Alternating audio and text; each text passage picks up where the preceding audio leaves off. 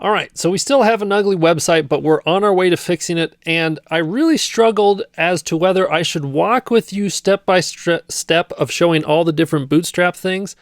But you would watch me just basically typing a lot of code from my notes that I spent a lot of time making sure it looked exactly right. And I don't think you'd gain much from it. So I've provided the templates in the finished version that I want you to bring into your project.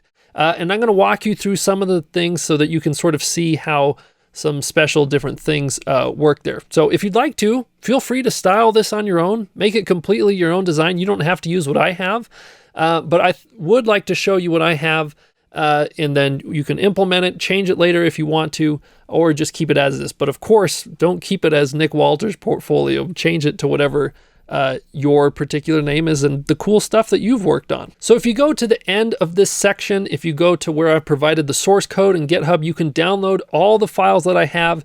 And I want you to grab from there like the base.html, the all blogs, those different things. And you can even use the same images that I use, but really this should be about you, your project, your face. You don't want my face on your website, all those different things.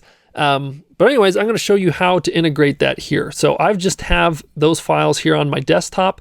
So I'm going to open up Atom and I'm going to, well, in fact, let's go ahead and do this. I'm going to take like my home and my base, which should be in the same place. I'm going to copy these, go into where I have those. So inside of my portfolio, templates, portfolio, there they are. So I'm going to delete those and then paste those in. So there's the new home and base.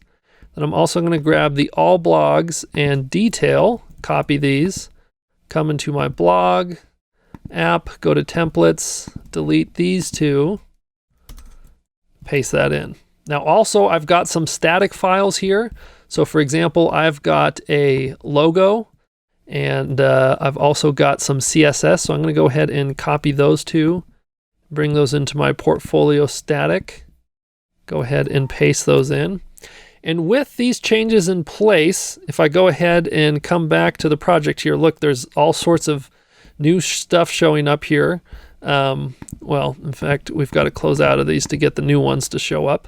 So if I now go look at my base, for example, you can see, whoo, there's a whole lot of different things here. So just let's go back to the page here. I'm going to reload and wow. We have something really clean here. So I know it's a little bit of like presto, masto, woo, all of a sudden it's, working and it's cool now. But I'm going to walk through the different pieces there. And you can see change some of the stuff in my database. This didn't come through because I automatically pulled this between these videos. I did some work and you can see I left one out, for example. So if I want to add back in the Zappy one, I'm going to have to go to projects and say add a project. And I'm just going to copy this from what I had before. So I'm going to say, Zappy Code website, and I'm going to take the same description, copy and paste that over. I'm going to use that Zappy picture, and then I'll say https://zappycode.com. Okay, so I'll go ahead and save this. So now on the home page, you notice there's nothing there, but when I reload, boom, look, things show up and we can click on this and whatnot. And if we go to the blog, oh, we have nothing there because I have something to show you. So with the blog, if you're just trying to fill in some example stuff, a really great tool is Lorem Ipsum. So if you go ahead and just search Lorem Ipsum, I think I maybe misspelled it wrong, LOREMIPSUM, but this is basically a fake language that you can use to fill in text on a website to make it look like there's something there. So there's some really great, if you search Lorem Ipsum generator, but that's like one of the first results here. So this is kind of cool. This gives you a little bit of background on this. Although I do want a specific one that has things like a P tag on it. So I'm going to say Lorem Ipsum P tag. Okay, let's see. Lorem Ipsum generator. Yes, this is a site I had used before. So this one, I can say like, I want 5 paragraphs, or shoot, why not make this something like 10? And I want P tags in there, I tags, Bs. And when you hit generate, it gives you all the text for this. So you can go ahead and say like, select all, copy this. So now I can go to my blog and say, for instance, or my admin here, I want to create a blog. And I'll call this like, what's new in Django 3? Question mark. Paste this in. I'll use today's date. Save this. So now when I reload this page, look, 0 blogs, 1 blog. And look, there's what's new in Django 3. We kind of have this at the beginning. When you click on this, it's the full thing. And look, there's the bold, there's the italicized, it's got the P tags. So it's kind of cool to get an example up and running quickly. Let's go ahead and do that for one more blog. And I'll call this something like my first, we'll do my first blog post. I'm going to paste in the same thing because it doesn't really matter. And let's make this the day before so that it looks a little bit better. So I'm going to save this. Now when I reload the page, look, there's my first blog post and we can click on that. Kind of cool to see those two things there. Okay, so there's a couple of things that I want to walk you through here so that you have an idea about how they came to be. So the first one is, how do we make it so that up here when it says, Nick Walter, that it actually shows that? And if we go ahead and do a Command-Shift-R, it should be showing the actual logo here. So let's go ahead and take a look at that. So I'm going to go to Atom, and this is inside of the base.html.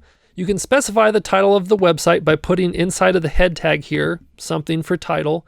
You also can specify what you want the image to be. And I had a space here. I'll change this for you so you don't have to do this. But if I save this and now reload, look at that. You get that cool little icon. So if you want one of these icons to show up inside of the tabs here in someone's browser, you just have to add a link. And then you say, I'm linking an icon. It's type image/PNG. If it is a PNG, you'll have to change that if it's something else. But anyways, that's how you get that to show up.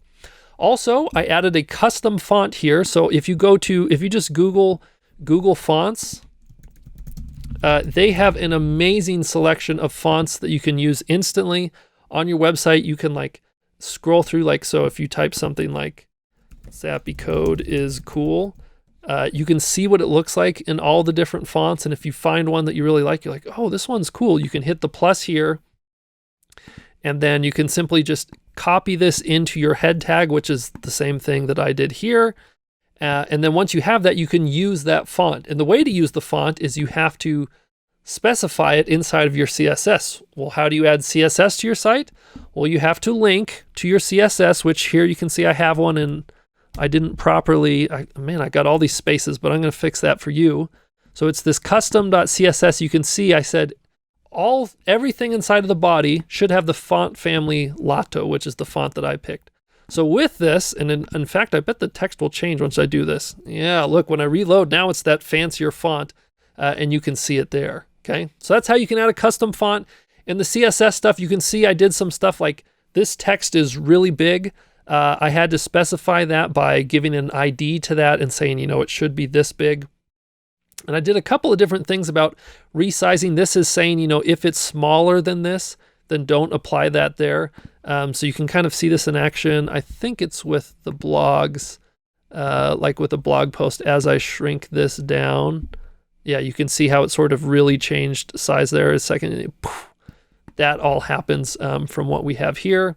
I changed the nav bar colors because I really didn't like how light they were, and they had a little hover here. You can totally change, what these want to be. So for example, if you want to hover and it to be green, for instance, we could save this, reload, and sometimes you have to do a Command-Shift-R to really reload.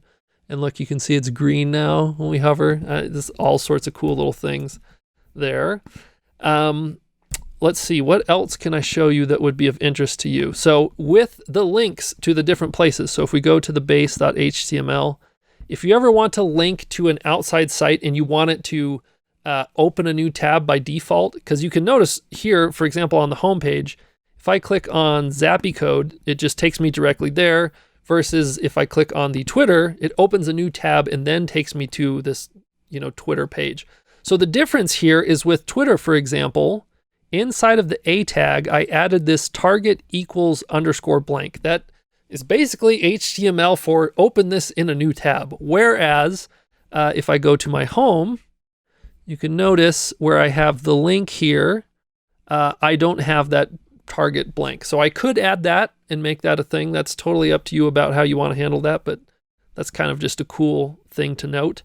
Outside of that, if you really want to learn Bootstrap, you can sort of, read into what I've done here. A lot of experimentation is really helpful. That's kind of how I arrived at what I did is I, started with some base template and then just sort of moved on because Bootstrap has tons of great examples. If we go back to Get Bootstrap, just like we had done with the nav bar, if you search for nav and select the nav bar, you can start with this big behemoth and then slowly start chopping things away to what you like. Or if, down here it shows you all sorts of different cool options that you can add in there.